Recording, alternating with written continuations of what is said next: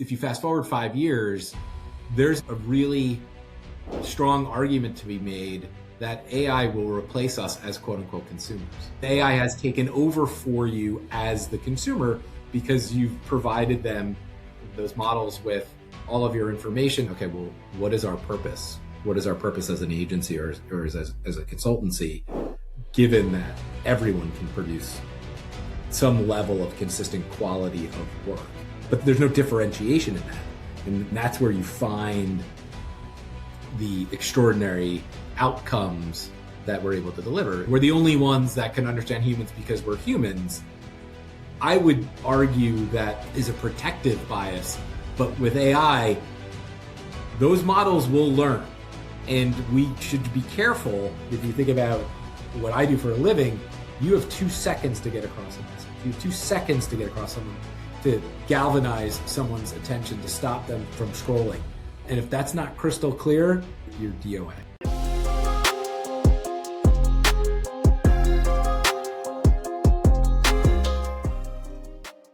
You've been in marketing in your career. You've been an executive at Visa and had a strong career in marketing. Now with the Nuance Collective as a partner, and you're driving this new business to provide brand transformation, digital growth, revenue acceleration, all of the above.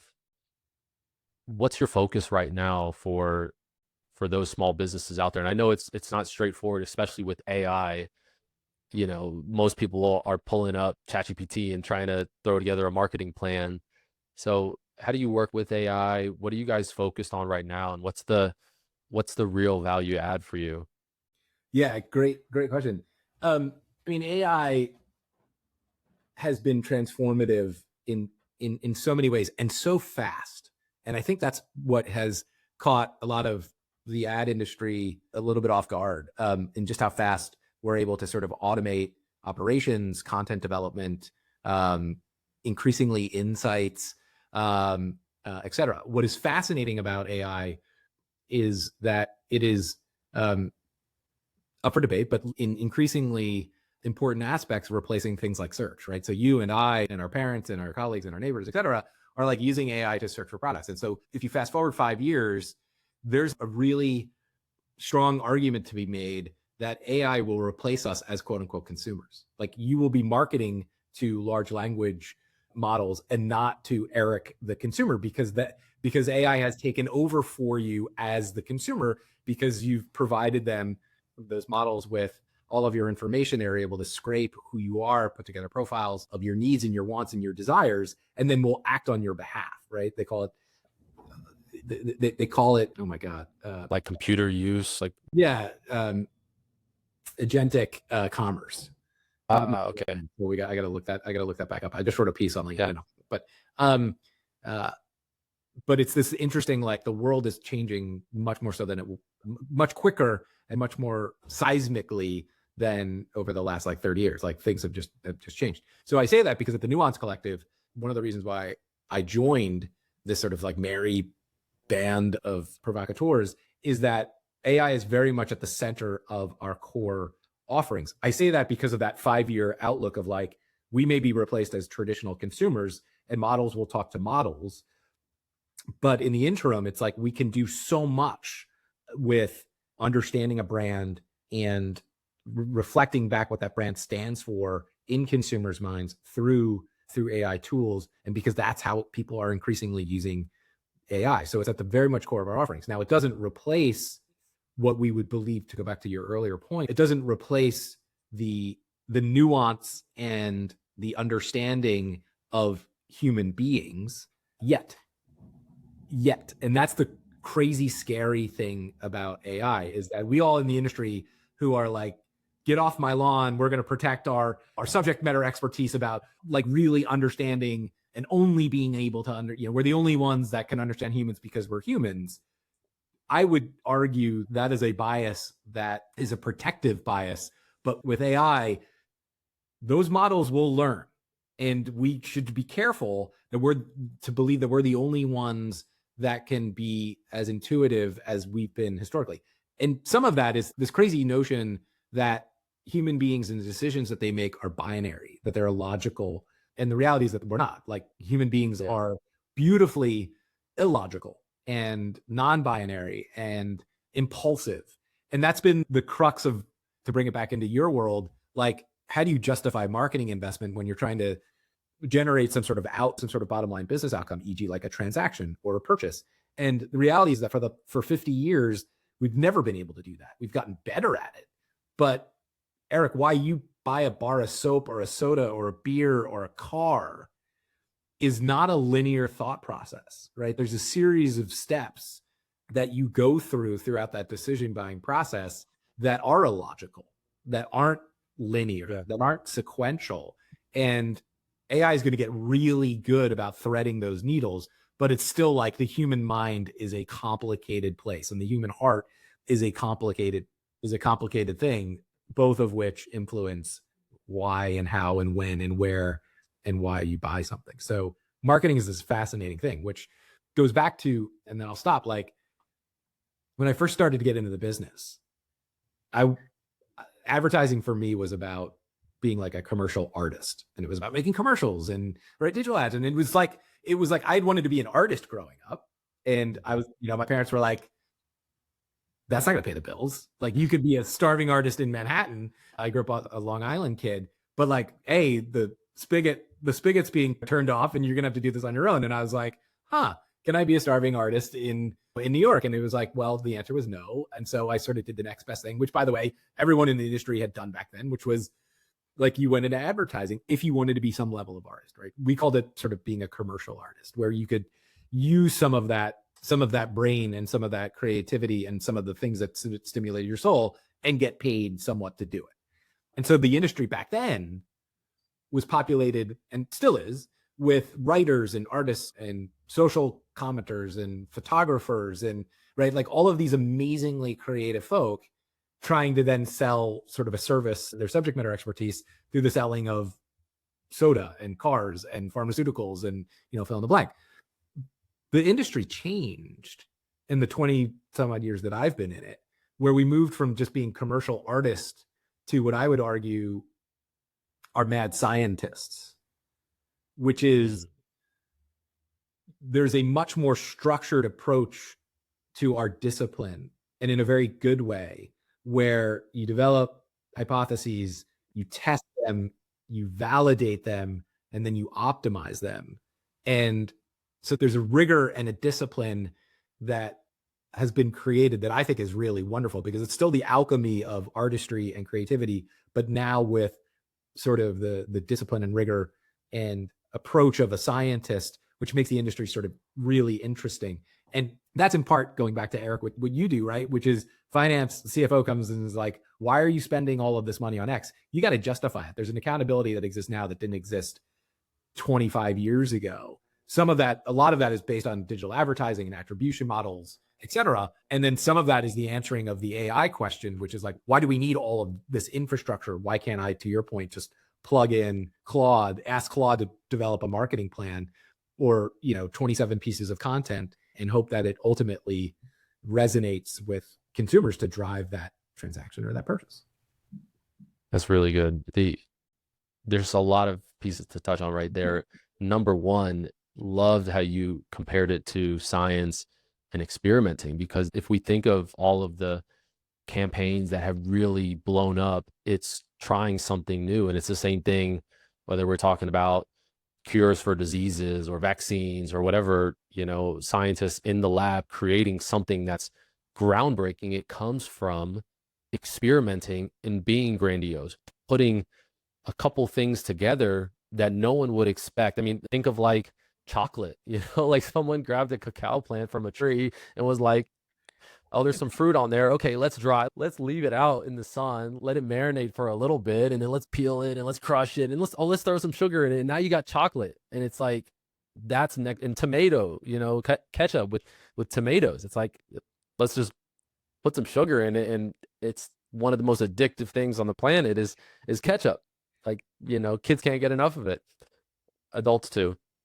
But my point is, that's so true. And it's such an interesting fact to say that AI is going to be able to create these new things. And I believe ultimately it will down the road. I don't think we're there yet, but it's like knowing what has worked, having the know how to take some risks. I don't think that AI quite has a hold on balancing the two, right? Like it'll, and not to get all over the place, but like if you ask it to diagnose something, a health issue, it typically downplays it, right? The more severe ones, and it kind of upsells the things that are less, that like, hey, you should go to the hospital for this, when really it's not that serious. And then vice versa, if there's something that's a little more serious, it may downplay it a little bit more. So I don't think it has a great gauge on what does resonate with consumers in your world, but it's evolving so fast. So it's really like none of us know what's happening. The ability for the models to learn and optimize is so profound and at a hyper level of speed that we should not discount its potential and its ability. To your very good point, we are not there yet for in a variety of ways, in a variety of things, but it's not to say that we won't. And I'm saying this like I'm some, employee of Anthropic, and I'm not, but just in how we use AI at the Nuance Collective is such that we can learn and optimize and test, to your very good things, at a speed and at a volume that was impossible a year ago, 3 years ago, 5 years ago. And that's going to unlock a lot of potential and possibilities. Yes, equally with currently what we call slop, which is like content that nobody wants, nobody cares about, right? But like, that's the present. The future could look, quite different. But you're right in terms of the scientific point of view of just sort of iterating and testing. With AI, you can do that at scale, at a speed that you never would have been able to do before. And so that should ultimately be a net benefit to us in marketing versus a sort of a net negative, where creativity is being sapped out of the process. And it's like, actually, it's just being distributed. And the value that we bring as humans into the process is through the interpretation and the analysis to go, but is that moving my heart? Is that moving my head towards a purchase, towards a transaction, towards a deal, to your point about like B2B? Like that's sort of the value we're gonna bring. And there's a discipline that goes back to being sort of a scientist that didn't exist 25 years ago. That is quite interesting. A quick personal story. I was talking to my older brother this morning, and his son is 18 going to college. And he was like, I like marketing, I like advertising because Uncle T, gets to make commercials with Christian McCaffrey and a bunch of Olympians and, fill in the blank. And I was like, I need to talk to him because the subject matter experts, the skills that you bring, the job is very different than it was 25 years ago. It is not just about creating a bunch of commercials and a bunch of digital ads and working with influencers to sort of like move product. You need to be an AI subject matter expert. And importantly, you need to be a corporate finance expert, or at least fluent in those things, to justify the dollars that you have and the accountability. Yeah. Because the old adage in advertising was, from Wanamaker back in the day, 50% of my ad budget is wasted. I just don't know what 50%. Now, what's interesting is that over the last 20 years, and with the advent of digital advertising and tracking and cookies and accountability and attribution, marketing mix models, et cetera, we've almost over-rotated into trying to be deterministic about the outcomes that marketing will potentially generate. And that's an equally false set of gods. We are in the probabilistic business of education, and this goes back to being a scientist, right? Iterating and testing your way to outcomes, but never guaranteeing them, because we're not in the guarantee business. No more so, Eric, than you are, hopefully, in sort of the services, but in the strategic thinking that you're like, we're going to make some educated guesses, but we're not going to guarantee outcomes. In advertising and marketing, we've over-rotated to the guarantees, which are just as worrisome with C-suite and CFOs like yourself, to go, you're not going to trust us because we are guaranteeing, X on sales, X on profit, And when we don't deliver, you go, see, like, go back to your easels and paintings and, writings and stuff. So we got to like rebalance the argument and the value that we bring. Well, the CMO historically has had the shortest lifespan of all C-suite executives. And it's probably trickles down to the entire marketing department, because who's to blame when the revenue isn't increasing? Unfortunately for me, finance and accounting is always the last to go, which is, there is a, like you said, there is a judgment call that needs to be made to say, hey, is this too aggressive for our budget? Where do we fall in line? Do we need to raise more money? And I think you're right in the sense that it also expands what we need, how much we need to raise from a fundraising standpoint, and the dollars get bigger, the campaigns get bigger, and really then you're just talking about competition. You're going head to head against someone else, just throwing money out there. So it better work, right? If you're making a commercial or you're throwing an ad out there that's beating all the competition, it needs to work the first go round. I'm no expert. I won't try to pretend. I did want to speak on what I do know, which is utilizing AI within the workplace and enabling us, which for me, I feel like it's not going to take our jobs in the near term. I think a lot of people think, oh, in 12 to 18 months, we're all going to be out of jobs and it's going to be doom and gloom. And I don't think that's true. I think we are able to make our services better. We're able to advise better, consult better, whereas it may take us longer in the past. Our accuracy may be smaller. So I think that, and what do I know, right? But I think what I try to lean on is that this is going to build us up, and maybe in the future there is a marketing tool that's going to do everything. You just tell it what to do and it knows all of it, and it's connected. It's just has connections into everything. But right now it's not there. You can't just, you can make a little website on any of these platforms, but it doesn't have that human element. It's not great. I wanted to shift a little bit. You told me about, starting being, trying to be a starving artist in New York City. You've, grown to be an executive in the corporate and the commercial space, and now having the Nuance Collective. Tell us more about what shaped your approach early on. Was there a person, a lesson, or an experience that still shows up in how you lead and think today? Yes. I referenced my older brother before, and I grew up and there's three boys in the family, and I was the one that got into the most trouble, was the most defiant, was the challenge. My older brother was, sort of the adult of the sons, and always like wise beyond his years, but very structured in how he ran his life. My younger brother, great, just great heart, big heart, but more sort of on sort of the quiet side. I say that because my older brother, when I was in middle school, for either my birthday or for Christmas, got me a plaque that I had next to my bed table. And it was a courage. It was like an inspirational quote about courage. And it was sort of like the Robert Frost, I took the fork in the road and I took the one less traveled. And it was very much about that. And he saw in me at that tender age, this notion that life was going to be, my life was going to be sort of unconventional. And there was this exploration, adventure, curiosity part of my DNA that always needed to be tapped into. And that has guided me through the entirety of my career. Going back to schooling, I went to a small liberal arts school, Denison in Ohio, and then decided I was going to go to London for a year and I was going to do that. And then I came back and I wanted to be an artist in New York and couldn't make that work. And so I traveled abroad. And I taught English for a couple of years in Mexico, Argentina, and Spain. Think about the zigs and the zags of an unconventional life. I learned Spanish there, became fluent in Spanish. I came back and I got into advertising, which was that marriage of creativity and artistry with, some of the business and economics that I learned at school. And it enabled me to retain and use my Spanish. So I started off working at Spanish advertising agencies in New York. Again, incredibly unconventional. Realized that to make a 30-year career in advertising, even back then, was really hard.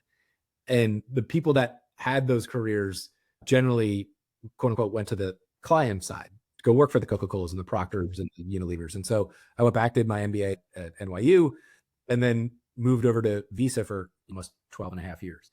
But I've come sort of full circle, which was Visa was an amazing experience. Lots of opportunities. The compensation was lucrative. It was a great foundation to start a family and kids, etc. But as I got on in my tenure there, it was like, have I lost the adventure and the exploration and the curiosity, right? You always worry about staying in a place too long and you become accepting of sort of your day to day. And I just kept thinking, man, there's got to be more. There's got to be more. So the Nuance Collective, I want to say, came knocking on my door, but there was 2 founders, and I'd worked with them a lot at Visa back in the day. And they are blue flame thinkers. They are all about provocation, but they're also about impact and bottom line impact. And I loved the concentric circles of those things. And to go back to the earliest part of our conversation, how steeped they are in the potential and the use of AI. And I know everyone says that, but as somebody that's been working with them for a number of months, it is inherent to their DNA. And I thought, hey, can you teach an old dog new tricks? And I'm on the back half of my career. And I was like, yes, this is a forcing function for me to reframe what I do, my skills, and how to use it over the next sort of 10 years. I started doing advisory work with them, and then slowly but surely they looped me in to become a partner. And I've loved it. So my career has gone full circle, in that I started in advertising, got out of it, and now I'm back in. And I never thought, I mean, it's not the Michael Corleone, like you can never get out, it's not that, but it's a little bit like it's been a wonderful refresh and reframe of why I got in the business and what I'm doing in the business.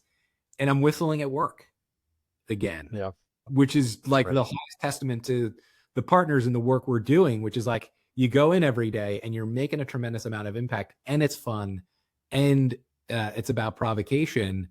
And I'm like, what else could I ask for? So it's been awesome. That's great. And I think that's also the world we live in now. You have the ability to do what you want, right? You can be flexible and be artistic, and it can stick, right? Like content can get out there. I'm sure distribution of your art back in your early days when you were in New York City was tough. But if you post something, and not to go down that rabbit hole, but if you post something and it sticks and people like it, it can really blow up, which I know you can speak on a lot better. But you mentioned your brother. How much older is he? My older brother is 3 years older. My younger brother's a year younger. Okay. I also have an older brother, but he's 18 months. It's just amazing what can happen when someone believes in you. And he said, hey, you know what, Terry, like you have something else ahead of you. And like, what if instead he said something else and he just brought you down every day? So it's just amazing. And you have kids as well. Talk to me. Where are you at these days? What's like your day-to-day look like? Just about, like, I know we talked about balancing life and work, which, may not be reality, but what does life look like these days? Thank you for asking. So I'm in San Francisco. I have the most amazing wife, Kirsten, and we have 2 kids, a 7 and a 10-year-old, Milo and Noel. And again, Eric, I'm like fascinated by this conversation because, again, I thought we were going to be talking corporate finance, discounted cash flows, and arbitrage pricing theory. We're not. And my day is, again, as I think about where I am in life, and I'm not 20 or 25, but on the back half, my day is a combination of eating and sleeping and thinking and stressing and obsessing about the Nuance Collective and the startup and trying to scale that thing, bootstrapping it. But it's equally balanced by this need that I have to light my kids' candles. And it comes to this notion of like, over the summer, I was starting to do a lot of reading, and 2 guys that have made strong imprints on my philosophy on life are Sahil Bloom, who wrote The 5 Types of Wealth, and Simon Sinek, who is that famous sort of TED guy who talks about sort of the why of your life, right? Yeah. And it got me really thinking. It's like, am I just chasing paychecks after a while? And yes, as a dad and as a, the need to provide, like, yes, on some levels I have to, we have to do those things, right? Like life has to get paid for. But equally, you want to model and be present for your children. And so I've adopted this philosophy, or at least crystallized it, where a lot of my day has to be about lighting my kids' candles, like making and being present with them to create experiences and model behavior that ultimately will take them into the decades where my wife and I, not to be morbid, are no longer going to be around, right? And so I take great pride and energy and dedicate a lot of energy to be with them, to listen to them, to create experiences with them, and just sort of like light their candles. And it's that interesting balance of the like, I'm going to go do this Nuance Collective thing and try and bootstrap our startup into better places. And like, that's gratifying and torturous and crazy. And right with the like, I'm going to go to a dude ranch with my daughter in Arizona for 4 days, right? Like, I'm privileged beyond belief to be able to do things like that. But my daughter, hopefully in 30 years, is going to be like, Dad was around. Dad was a good listener. Dad was present in my life in so many ways that helped form who I'm saying this as Noelle, as she ended up becoming, than not. Like, that's just critically important. I'm going to name check somebody else or a couple of other guys. I feel like I was born in a particular place and time where I have an obligation and a debt to sort of like give back, whether or not it's to my kids or to sort of the community. Like, we often talk, my wife and I often talk about like, do we have enough? Will there ever be enough? And the answer is no, from a financial perspective, right? Because there's always another dollar to be made, but we are all given a finite amount of time here, and enough has to be part of the conversation to go, do I have enough of X so that I can give more to Y? And for my wife and I, we have to balance that out. And enough is about the kids and the candles that we light for them as much as it is about our chase balance. What is enough for you guys? Is it one aspect? Like, what are the big categories for you? Well, I'm going to steal from this guy, Sahil Bloom, who, again, the 5 types of wealth. He talks about the 5 types being time, social, mental, physical, and financial. And what he would argue, and he's not the only one, by the way, but, and again, this goes to Simon as well, is like, we all obsess about the financial, and that's a never ending, will there ever be enough? But, and that has a network effect of not giving enough energy on the time, the social, the mental, and the physical. And if you're on your deathbed at 85, will anybody go, well, our chase balance is X, or our, Yeah. right? Like, or is it like, I wish, right? And then there's all these like wonderful studies on this stuff that like nobody talks about that. They talk about the time spent with family, the time spent with friends, the time spent on self-worth and self-optimization. No one's like, well, there was an extra 0 there, right? Or maybe they do. I don't know. I remember my father-in-law, who passed a couple of years ago, and no, Eric, this is getting like way out of the finance realm. But yeah, please go. And I'm sorry to hear that. No, it's okay. Like, he lived to 83, and he was this like amazing man who came from a very, very working class upbringing in Sacramento. It was a town called Roseville. Everybody worked on the railroad back then. And he was like, I'm not working on the railroad. I'm going to go make a name for myself. I'm going to go, get to a level and a life and an economic tier that was not this small town. And he did. And he got, anyway, fast forward, he's sick for 9 months, and he and I would go to the hospital every day, and I would often take my son, and we would talk about his life, and we would talk about the lessons that he learned or didn't learn, or that he wished he had learned. And it was this amazing, it wasn't like Tuesdays with Maury, but it was like Tuesdays with Maury. It was, right? It was this like, tell me everything about your life so that I can ingest it, learn from it, so that I can push it to my son Milo, who's sitting in the chair next to us, or Noelle, our daughter, or your daughter Kirsten, my wife.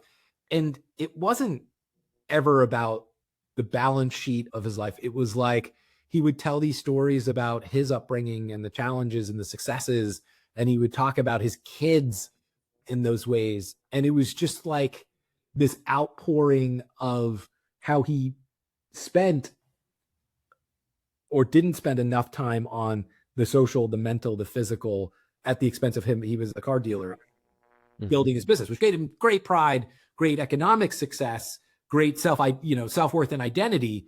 But it was equally like, hey, I wasn't home to do math homework, or I didn't coach enough like Little League, or it was only later in life that he got to spend more time with his friends who he cherished beyond belief. Like he talked about all of those things. It wasn't like, and I sold 2 more cars, or, got my margin from 52 to 50. Like none of that was happening in his hospital plan. So, Yeah, well, it's beautiful, and it's the life we live. There's trade-offs for everything that we do. And I'm getting deeper into my career and, figuring things out. It's been 8 years of owning my own business, and now I have 3 kids. So I'm figuring all of that out. There's a couple things that I'd say. One, there's this 4-burner example. Think of a stovetop, and you can only have 3 burners on at a time. It's health, it's friends, it's family, and it's wealth. And for me, friends have been pushed aside. Yeah. Right. And sometimes you can only have 2 burners on, right? And for me, it's been like work and family. Yeah. And sometimes health, gets it. So it's like, you can have think of it as more dynamic. You can turn the burner up all the way, and then you can only have 2 on if it's all the way up. But if you want 3 on, they got to be on medium, right? So I think that's my mentality, and how I try to do it is, hey, you know what? I'll have family and health, or maybe health is on low and family and work is on medium. But it is like a balancing act, and unfortunately time slips away. It's fleeting, and the one thing that we need to cherish in life is spending time with the people that we love and treating them better than anyone else. And that's like, you find yourself raising your voice or talking down to the people closest to you and being the nicest to the strangers. But it should be the opposite. And this is, you'll like this marketing thing. I just saw it. It's like, we should try to get discounts from strangers and pay full price to our friends and our family. Yeah. I don't know if you and I were talking about this before, but one of the sobering stats that came up over the summer as sort of like having this existential set of conversations with myself and with my wife, 95% of the time that we will spend with our children happen before they are 18. Yes, we did talk about that. Right. And so you go, oh my God, which goes back to my thing of like, I got to light my kids' candles while I can, because 95% of the time I'm going to spend with them is going to be done in a short amount of time. And yeah, they'll come back for, but like that was like a mind blowing, like, what am I doing with my life and how do I rebalance it, to your very good point, whether or not it's the 5 types of wealth, but it's like, are my priorities straight? If that stat is in any way true. Yeah. Time to put in a little bit more and influence them, just as your brother did for you. And those are the things that they're going to remember. On all of our podcast episodes, we ask our guests about a growth under pressure moment. We don't talk about finance always, or cash flow and the future value, but we do talk about a dark time when you were not sure how things would turn out. Think about one of those times. What happened, and what did you take away from it? Oh my God, there's so many. So one of the challenges that we have is the balance of protecting current clients and the revenue associated with them, and sort of the overservicing of them, versus hunting for new business. Yeah, fear of losing them. Yeah, right. Like, who's paying the bills now? But is it the right revenue? Right? Is it not? Right? As we look at the margins on the business, like, are they really profitable for us? Do we have a choice because we're so new that they're keeping the lights on? That said, right, like sweat equity, you only have so many hours in a day, days in the week. Is this the right set of clients we have? And are we servicing them or over servicing them at the expense of X?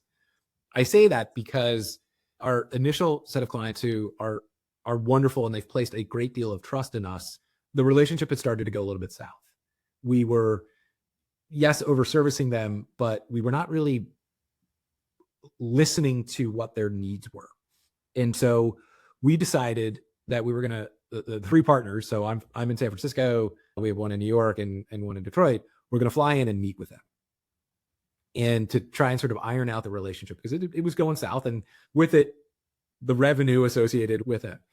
And what was surprising to me was, we go into this meeting, and one of my partners, did the most uncorporate-like thing that I've probably been a part of, and went completely emotional about the relationship and what it meant and where we went wrong.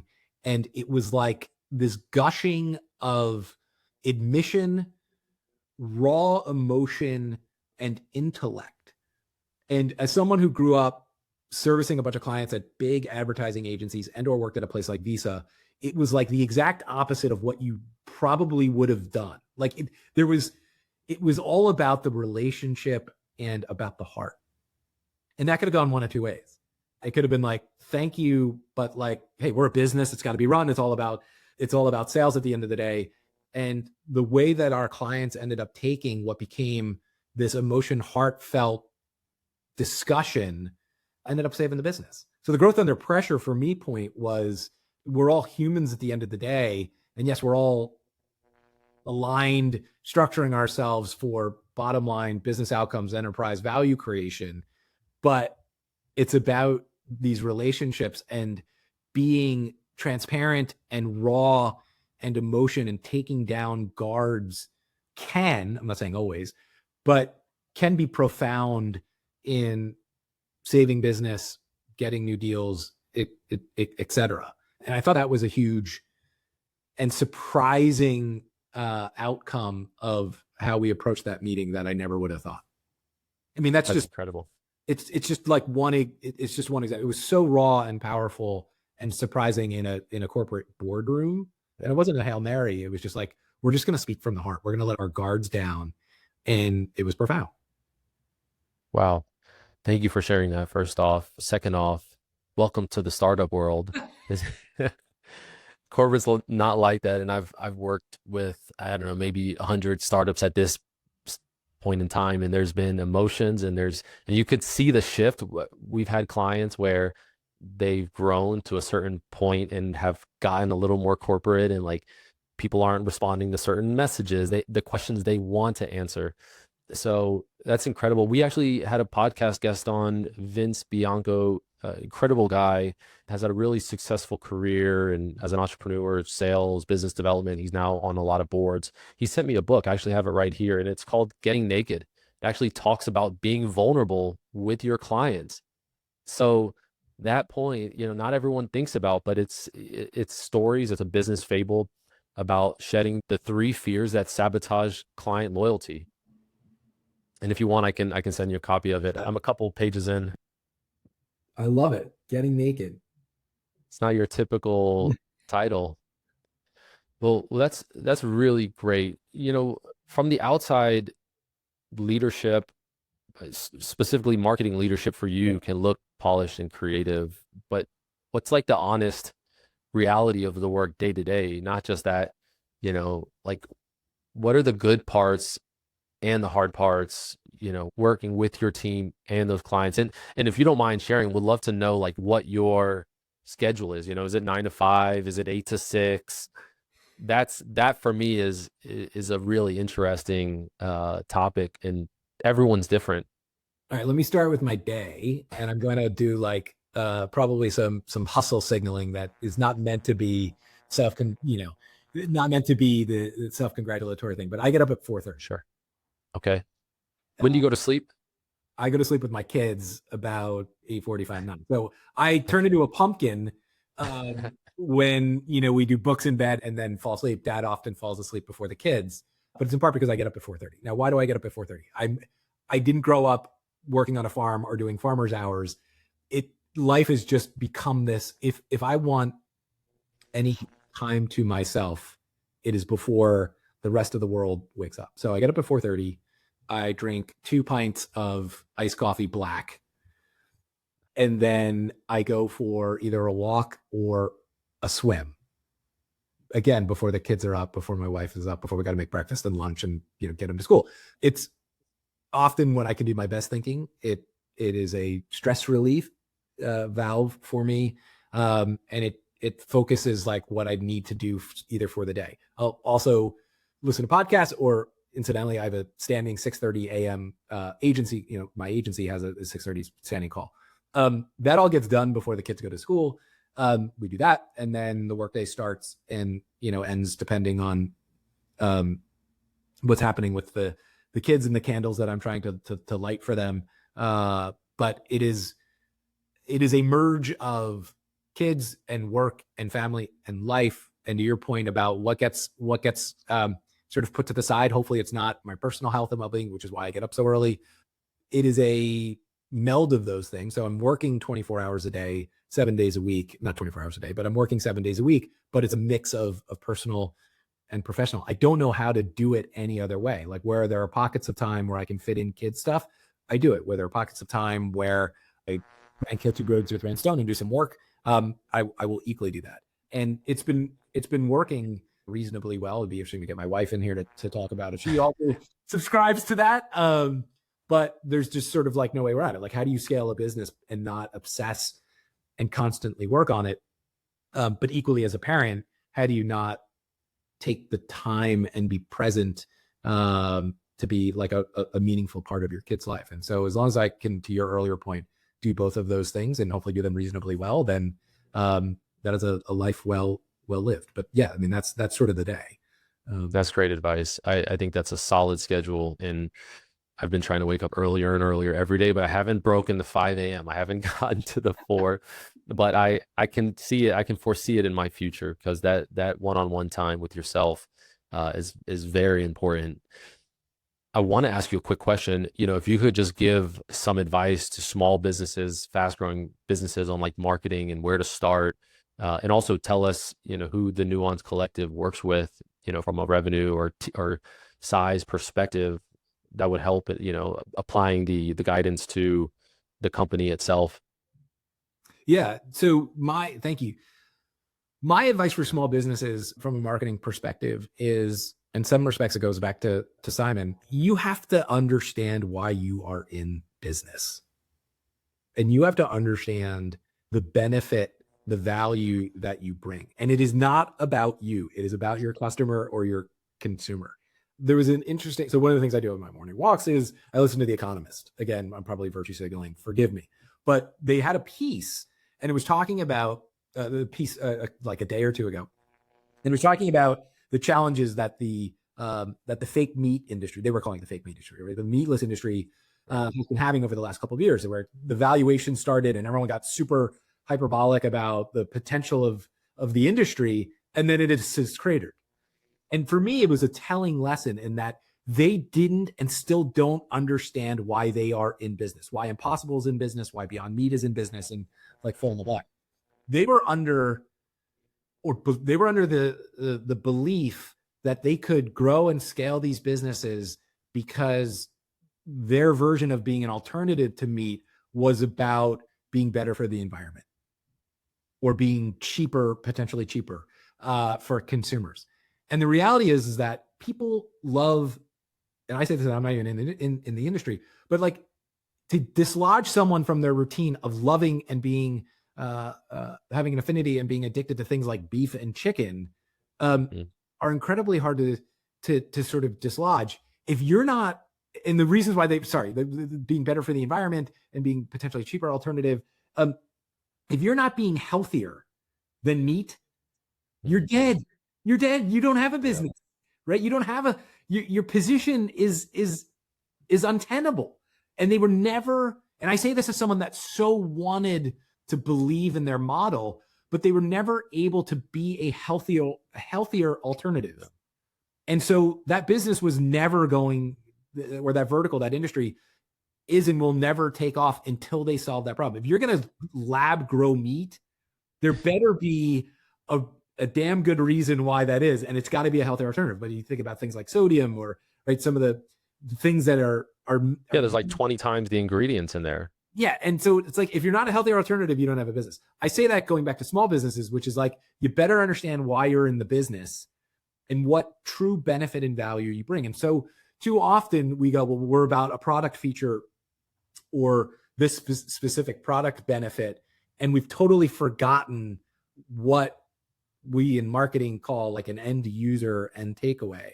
And that is like, what is the true value you're bringing? And so if you first start there with a North Star, and it is a truly differentiated position or value, everything else becomes so much easier to do and achieve, and you're able to grow your business. But until you understand why you exist It's really, really hard. And I don't even just say that from a communications perspective, which is critically important, right? If you think about what I do for a living, you have 2 seconds to get across a message. You have 2 seconds to get across someone to galvanize someone's attention, to stop them from scrolling. And if that's not crystal clear, you're DOA. That's great. And what's your ICP, your ideal client profile? For the Nuance Collective, we are small. We're bootstrapping. We're trying to get it. We are looking at small businesses in the fintech space, in the OTC wellness space, consumer package, CPG. Yeah, those types of guys. Like, listen, if Coca-Cola called us tomorrow, and my partners would probably kill me for saying this, like, we are not capable, given our size, given our model, to handle Coca-Cola calling. Yes, would we like them to call? Absolutely. But if you think about the brands that we service, like credit unions or fintechs, or small OTC guys that, are in the beauty and the skincare and the wellness space, like, we love them. But it's important, and it'd be interesting I'm going to ask Eric this question to you. We are and it goes back to my point of, like, if you don't know why you exist, you are DOA. We exist as an agency, as a consultancy, because we are about provocation. And it's not provocation for the sake of provocation, but to your earlier point, it's provocation because if you're not looking around corners and asking questions and testing and trying to debunk biases as an agency and or a client, you're not actually going to grow your business, right? It goes back to your point about strategic thinking, right? You want extraordinary returns. You have to do things differently than the status quo. And so we are in that business of provocation because we believe to drive extraordinary business outcomes, you have to think and do and be different. And so we are equally looking for clients that think that way. We are not in the maintenance business. If someone's like, I want to grow incrementally, 2 or 3%, we're not the agency or the consultancy for you, because we believe that you should be growing at 8, 9, 10 or whatever it is. And you can't continue to just do the same stuff. Like, go hire some other agency that's going to give you that. We want to, going back to this notion of being a scientist, we want to test out hypotheses that are about driving new and different and better outcomes, not necessarily incremental ones. Yeah, you have the CEO and the person in charge needs to be willing to throw money and lose it, but with the potential upside. It's just like investing in a startup. You're gambling with it, but the upside is huge. Yeah, potentially huge. Yeah. We'll need to talk offline, but we have a high growth system that I haven't mentioned to you that we've created recently, and I've been rolling out behind the scenes to our clients that takes them through different phases. Phase 1 is the foundation. It's your financials. Your accounting is solid with controls and all that involved. And we don't graduate those clients until they check off all of our qualifications at that stage. The next one is visibility. It's all the FP&A, the modeling, the forecasting. And then once they complete that stage, they can go on to value creation, which is all about M&A and growth. And it's been really enlightening so far. And I'd like to tell the world about it, but we can talk offline and I'll tell you more. Yeah, I would love that.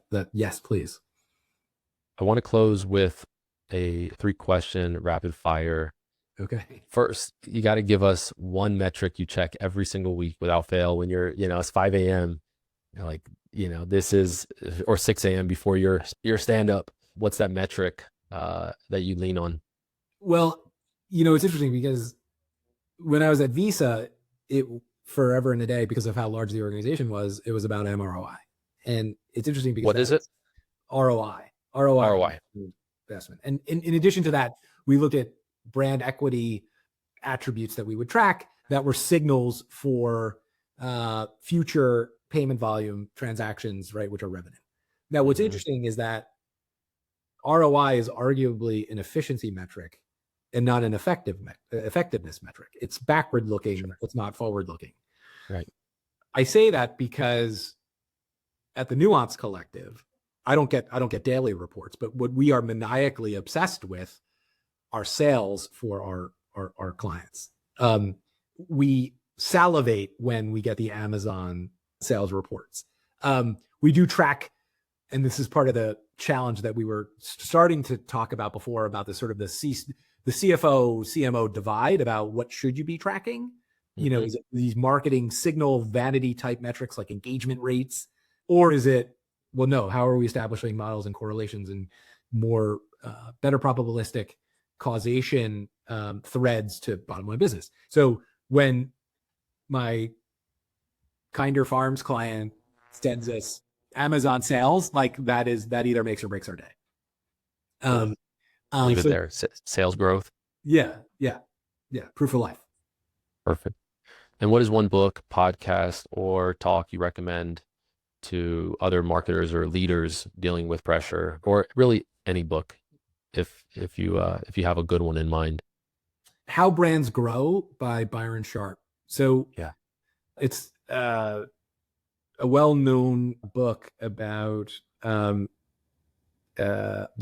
exactly that. He comes from the Ehrenberg Institute out of Europe, and there's all this debate in marketing, if you give me 10 seconds, which probably bleeds into your world, and certainly the C-suite and the CFO's world, about like, should $1 in marketing be spent against bottom funnel performance, like lead gen, or should it be about building one's brand, which is a longer term, historically challenging thing to measure? And the answer is it's an and, it's not an or. But yes, we all live in the finite world of budgets. But what Byron would, and the book would posit, is it's all acquisition. It's just long-term versus short-term in terms of driving, future and short-term cash flow revenue. And that investments need to be sort of made in both. And we spend a lot of time at the Nuance Collective trying to balance those things, both for our clients, but also in how we build our business. Right. So Eric, we're doing this pod today, and thank you again. And like, you're helping me spread the word about our agency, which is what Byron would call mental availability, which is just exposing the Nuance Collective brand to a bunch of new people. That is different than calling up and asking for a very specific referral to a very specific client prospect with someone that we know, right? And you have to do both. And it's a question of how much sweat equity do you apply to one versus the other, and it differs on a daily basis. But like, it's the same sort of premise. So Byron Sharp's How Brands Grow should be on everyone's marketing bookshelf. Perfect. Well, it's safe to say that you want to become maybe not a household name, but you want to have that brand awareness where people recognize your brand. And I'll also add The Economist, because you listen to you listen to it every day, and I've heard it recommended. I've read some articles, so I know how important that is. Last question, fill in the sense for me. A leader under pressure should always flatten time. That's excellent. Terry, this was great. I really enjoyed chatting with you. You have a ton of knowledge, and really appreciate you joining the podcast. Thank you. I loved our discussion. I want to say we're kindred spirits, but in some respects, we are as small business owners and dads. And like, I'm really intrigued to learn more about everything that's going on in your world. Let's do it. All right. Till next time. Thanks, Terry. Yep. Thank you. That's it for today's episode of Growth Under Pressure. I'm Eric Josovitz from Adapt CFO, and I hope these insights help you tackle your biggest scaling challenges. If you want to help other founders find the show, give us a quick follow or a share. Thanks for listening, and I hope to catch you next time.